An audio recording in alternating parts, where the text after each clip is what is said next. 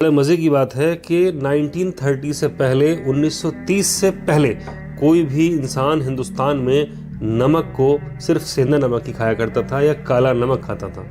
लोग rock salt का या ब्लैक साल्ट का कंजम्पशन करते थे और आयोडाइज साल्ट का कॉन्सेप्ट ही नहीं था। अंग्रेज़ हुकूमत के कहने पर हिंदुस्तानियों ने इसको इस्तेमाल करना शुरू किया और मुख्तलिफ़ किस्म की बीमारियों में फंसते चले गए। दोस्तों, आज हम बात करेंगे कि किस तरह से हिंदुस्तान से गायब किया गया सेंधा नमक। आप सोच रहे होंगे कि सेंधा नमक आखिरकार बनता कैसे है, करता कैसे है, क्या इससे फ़ायदा है और क्या इससे नुकसान है। आज हम बात करेंगे कि नमक कितने तरीके का होता है और उससे क्या क्या फ़ायदे होते हैं, क्या नुकसान होते हैं और आपकी सेहत पर वो क्या असर डालता है। दोस्तों, एक नमक होता है समुद्री नमक और दूसरा होता है सेंधा नमक, that is called rock salt. क्या होता है कि नमक सेंधा वो बनता नहीं है, वो पहले से ही बना हुआ होता है और पूरे उत्तर भारतीय उपमहाद्वीप में जो खनिज पत्थर होता है यानी कि मिनरल साल्ट होता है, उस नमक को सेंधा नमक या सेंधा नमक या लाहौरी नमक के नाम से जाना जाता है, जिसका मतलब है कि सिंध या सिंधु के इलाके से आया हुआ। वहाँ पर नमक के बड़े बड़े पहाड़ हैं और उसकी सुरंगें हैं, वहाँ से ये नमक आता है और मोटे मोटे टुकड़ों में होता है। आजकल ये पिसा हुआ भी आने लगा है और ये दिल के लिए बहुत फ़ायदेमंद है, डाइजेशन के लिए बहुत ज़्यादा फ़ायदेमंद है और ये ठंडी तासीर वाला है और पचाने में हल्का है, जिससे कि आप इसको इजीली डाइजेस्ट कर सकते हैं। और इसके साथ ही ये आपको डाइजेस्टिव जूसेस को बढ़ाता है, आपके निज़ाम हज़म को ठीक करता है, आपकी डाइजेशन के प्रोसेस को बेहतर करता है। इसलिए आप अभी भी होश में आएं और समुद्री नमक के चक्कर से बचें। क्यों? क्योंकि ये नेचुरल नहीं है और इसके साथ ही इससे पहले 1930 से पहले हिंदुस्तान में भी सभी लोग कोई समुद्री नमक नहीं खाता था।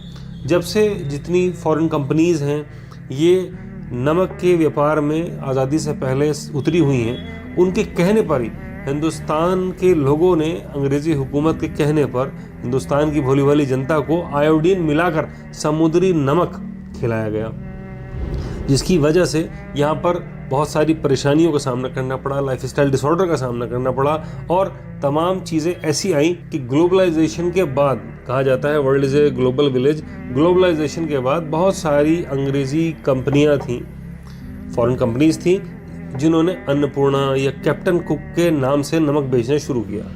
तब से ये सारा खेल शुरू हुआ। अब आप समझिए कि आखिरकार खेल था क्या। खेल था ये कि जो फॉरेन कंपनीज़ को नमक बेचना था और बहुत ज़्यादा मोटा प्रॉफिट कमाना था, प्रॉफिटेबल बिजनेस बनाना था और लूट मचानी है, तो पूरे हिंदुस्तान में एक नई बात फैलाई गई कि आयोडाइज नमक खाओ। आयोडाइज नमक खाएंगे तो आप सबको, वरना तो आयोडीन की कमी हो जाएगी, ये सेहत के लिए बहुत अच्छा है। ये बातें कहकर एक प्रोपेगेंडा तैयार किया गया और प्री प्लान्ड वे में किया गया, जिससे कि नमक के बारे में पब्लिक जागरूक हो और इसको इस्तेमाल करें। आयोडाइज नमक खाने के लिए बताया गया कि आप सभी को आयोडीन की कमी हो गई है, ये सेहत के लिए बहुत अच्छा है। इन सब चीज़ों का असर ये हुआ कि जब सब लोगों को ये इन्फॉर्मेशन पहुँची तो उस टाइम पे जो नमक कभी किसी ज़माने में 2 से 3 रुपए किलो मिला करता था, उसकी जगह आयोडाइज नमक सीधे सीधे भाव बढ़ा और वो 8 रुपए पर किलो बिकने लगा और आजकल तो 20 या 25 रुपए किलो के हिसाब से नमक मिलता है। आप सरप्राइज्ड होंगे, आप इस बात को लेकर बड़े ताज्जुब में पड़ जाएंगे। You will be surprised to know कि दुनिया के 56 मुल्कों ने आयोडाइज नमक को 40 साल पहले ही बैन कर दिया था।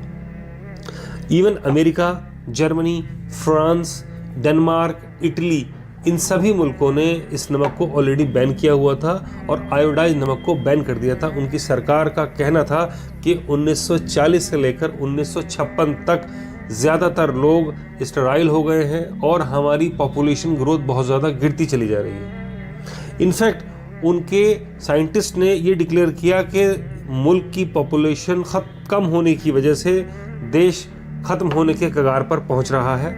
इसलिए उन्होंने और लोगों को बताया कि ताकि वो लोग आएँ और यहाँ की पॉपुलेशन की ग्रोथ हो सके। आयोडाइज नमक बंद कराने के बाद से ये चीज़ कुछ हद तक कंट्रोल में आई।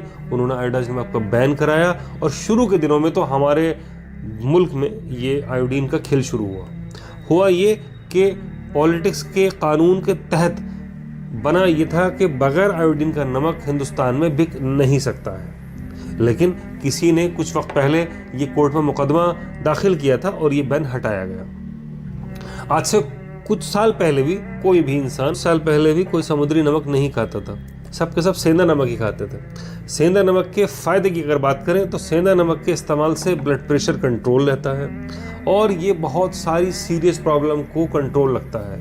क्यों? क्योंकि ये एसिडिक मीडियम नहीं है, ये एल्कलाइन है, और एल्कलाइन चीज़ जब भी एसिड में मिलती है तो वो न्यूट्रल हो जाता है और इसके साथ ही ब्लड की एसिडिस कंडीशन, जिसको हम एसिडीमिया कहते हैं, वो ख़त्म हो जाती है और हमारे शरीर के 48 रोग इसके इस्तेमाल से ही ख़त्म हो जाते हैं। और ये नमक पूरी तरह से सॉल्यूट है, डाइल्यूट हो जाता है पानी में। एक इसकी पहचान ये कर सकते हैं आप कि अगर आप सादे नमक को, समुद्री नमक को जिसको आप इस्तेमाल करते हैं, आप उसको पानी में डाल के घोल के देखिए, वो घुल नहीं पाएगा। और सेंधा नमक को घोलिए, वो डाइल्यूट हो जाएगा।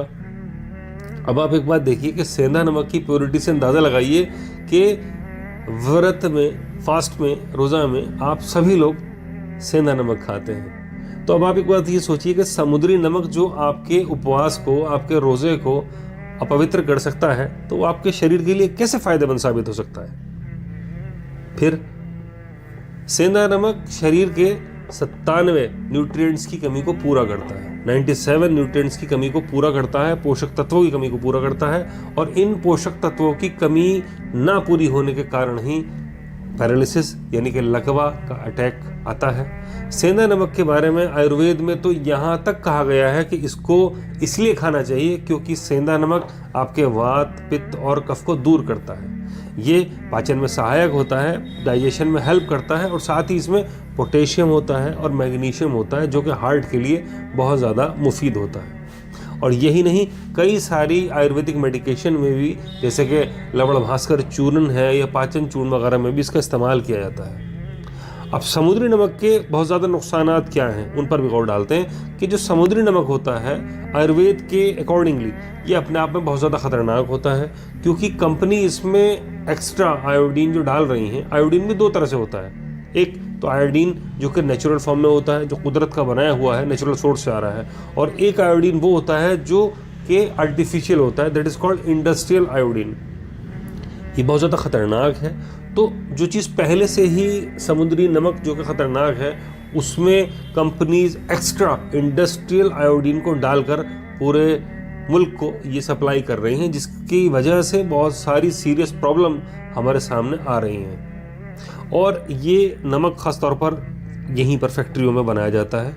आमतौर पर इस्तेमाल में लाए जाने वाले नमक से हाई ब्लड प्रेशर, डायबिटीज़ जैसी सीरियस प्रॉब्लम भी इसी का कॉज है। फैटी लीवर भी इसका एक बड़ा कॉज है। डाइजेशन की रिलेटेड जितनी प्रॉब्लम्स हैं वो इसका कॉज हैं। और इसकी वजह ये भी है कि ये नमक जो होता है वो एसिडिक होता है, जिसकी वजह से बॉडी में एसिडिटी बढ़ती है, और एसिडिटी के बढ़ने से ही यही सब करीब 48 रोग आते हैं।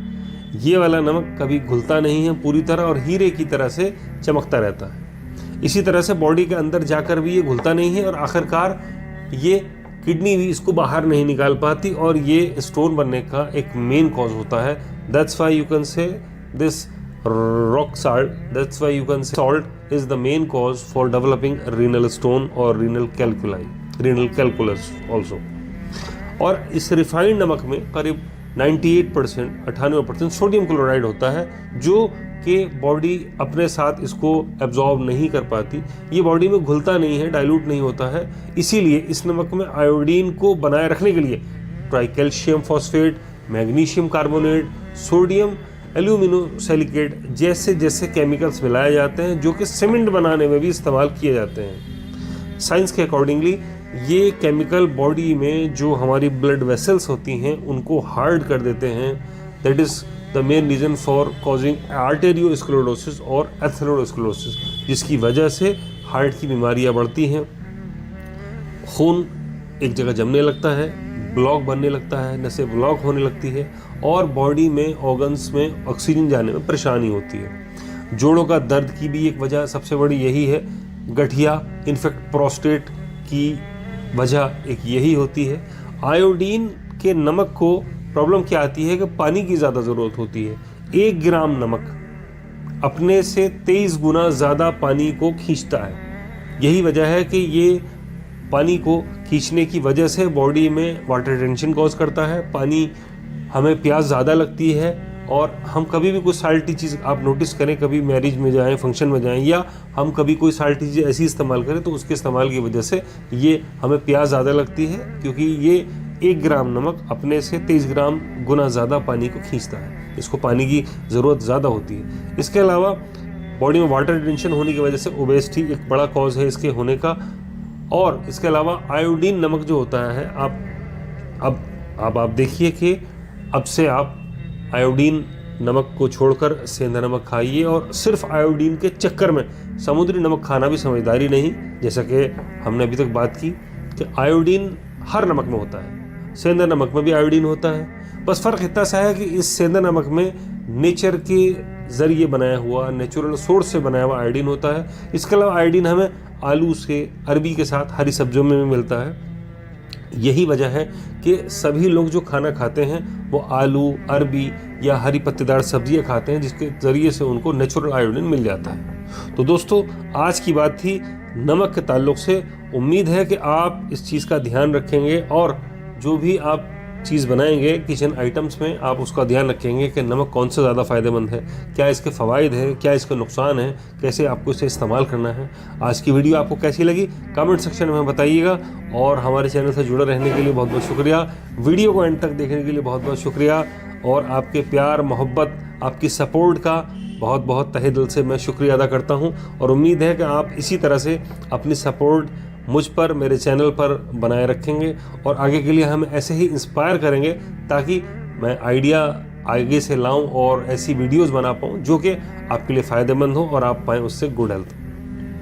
Thank you so much, take care, good bye, stay blessed. Thanks for watching. For more information, visit www.raficure.com or contact us on 9555166000. Don't forget to like the video. Another video? Share this video with your network and someone might also be benefited.